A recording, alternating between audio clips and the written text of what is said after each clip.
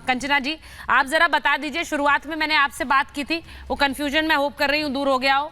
अब जरा मुझे ये बताइए कि ये जो गेम चल रहा है इसमें सब तेजस्वी यादव सही हैं, उनको अब तो नीतीश कुमार का भी वेट नहीं करना रैली के लिए। यहाँ पर राहुल अखिलेश का वेट करें, अखिलेश राहुल का वेट करें, वो सही है, वो अपनी रैलियां करते जा रहे हैं, उन रैलियों में भीड़ भी आ रही है, आपके लिए तो अच्छा है। लेकिन वो जो एक साल वाला फॉर्मूला प्रधानमंत्री ने कहा है कि आपने अगर सुना हो कि इस गठबंधन में सबसे अच्छी बात ये 1 साल का पीएम वाला फॉर्मूला है, 1 साल एक पार्टी ले ले, दूसरा साल दूसरी पार्टी ले ले, यही फॉर्मूले बनकर साथ आ गए हैं।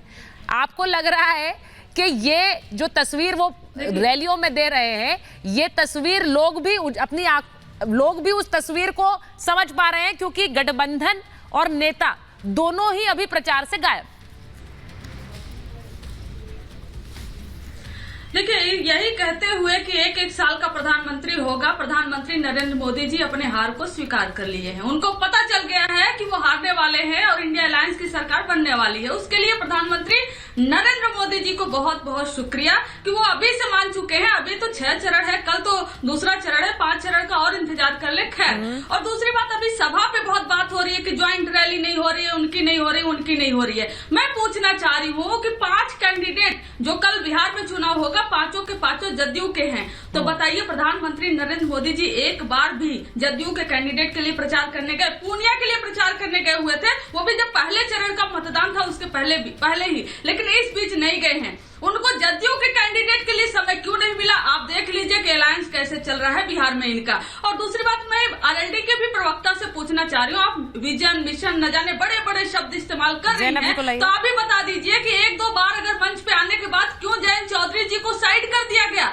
उनको क्यों रैलियों में नहीं बुलाया जा रहा है? और आपका जो अपना मकसद था किसानों को लेकर, जिसके लिए आपकी पार्टी जानी जाती है, आपके पूर्वज जाने जाते हैं, नेता जाने जाते हैं, उनके लिए, किसानों के लिए क्या है भारतीय जनता पार्टी के मैनिफेस्टो में, तथाकथित एनडीए के मैनिफेस्टो में? तो आप लोग के पास मुद्दा नहीं है। और मैं आपसे भी कहना चाह रही हूँ, आप कह रही कि नरेंद्र मोदी जी पर क्यों बोल रही हैं, आपको हम समय दे रहे तो अपने पार्टी पर बोलिए। ये भी बहुत अच्छा है, यह दिखाता है कि प्रधानमंत्री नरेंद्र मोदी जी इस बीच जो भी वाक्य बोले हैं, वो जिस भी शब्द का इस्तेमाल किए हैं, वो चाहे मंगलसूत्र हो, मुस्लिम को आरक्षण हो, जो भी बोले हैं, वो कुछ भी डिफेंड करने लायक नहीं है। और मैं, ये पहला चैनल नहीं है, मैं कई चैनलों पर बैठ चुकी हूँ और सब यही बोल रहे हैं कि उन पे क्यों बोलना है, अपने पर बोलिए। तो इससे साफ जाहिर होता है कि जो वो बोले हैं ना, वो बहुत ही वाहियात बोले हैं, वो डिफेंड करने लायक नहीं है। और हम अपने स्टैंड पे तो पहले भी कायम थे, रोजी रोजगार, और आज भी कायम है। और यही हमारा मुद्दा है चुनाव लड़ने का। और भारी भीड़ आ रही है तेजस्वी जी की रैलियों में। हम 40 की 40 सीटें बिहार में जीतने जा रहे हैं और इनकी हार हो गई है। इन्फ्लुएंसर को ला कर पार्टी ज्वाइन करा रहे हैं इनके नेता, और उसको कामयाबी अपनी बता रहे हैं। बहुत बढ़िया है, आप 40 दिला रही हैं।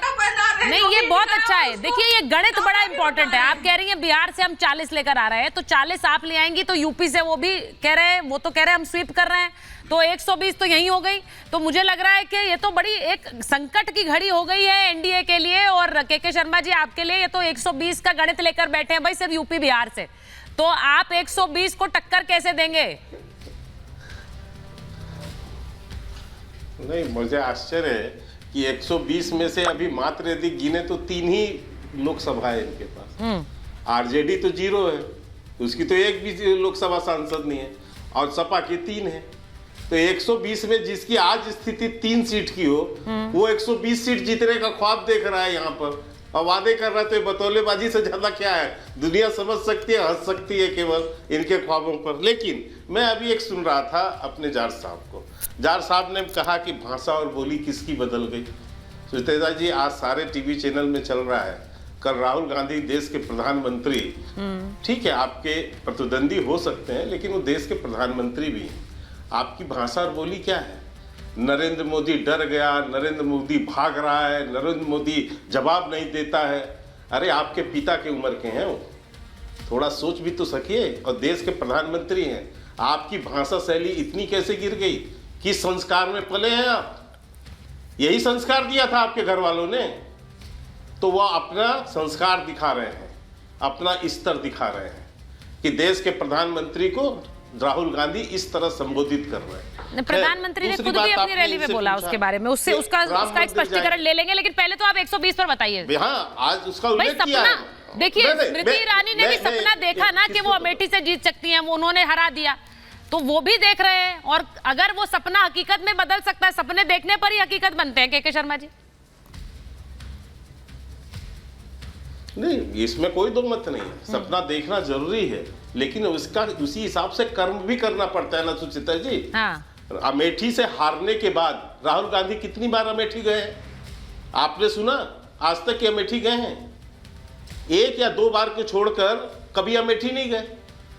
और इसलिए मैं कह रहा हूं कि कर्म ही नहीं है आपका। अब ये बात बिल्कुल मैं आपसे सहमत हूं। लिख के एक मिनट ठीक है, बोलिए कंप्लीट। नहीं, एक मिनट बस मैं बात पूरी कर लूं फिर। हाँ, पूरी करिए। सोनिया गांधी भी पूरे 5 साल में एक या दो बार के सिवाय वहां रायबरेली नहीं गई, और हाथ जोड़ के चिट्ठी लिख दिया रायबरेली वालों को कि मैं चिट्ठी लिख रही हूं, मैं अब आपकी सेवा नहीं कर पाऊंगी, मैं चुनाव नहीं लड़ पाऊंगी। क्यों?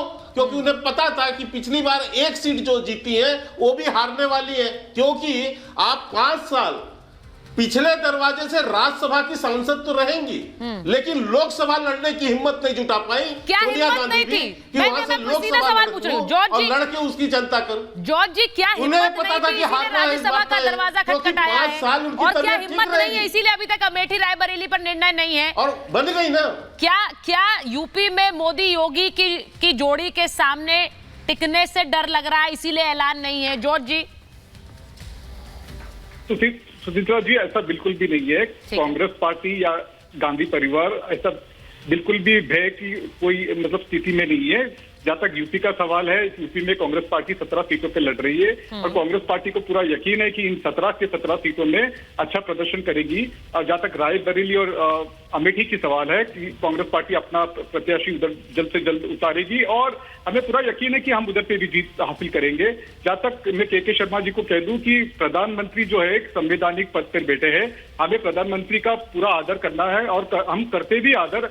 राहुल गांधी का कंटेक्ट जो कहने का था वो बिल्कुल भी उनको नीचे गिराने का नहीं था, और नीचे गिराना दिखाना भी नहीं था।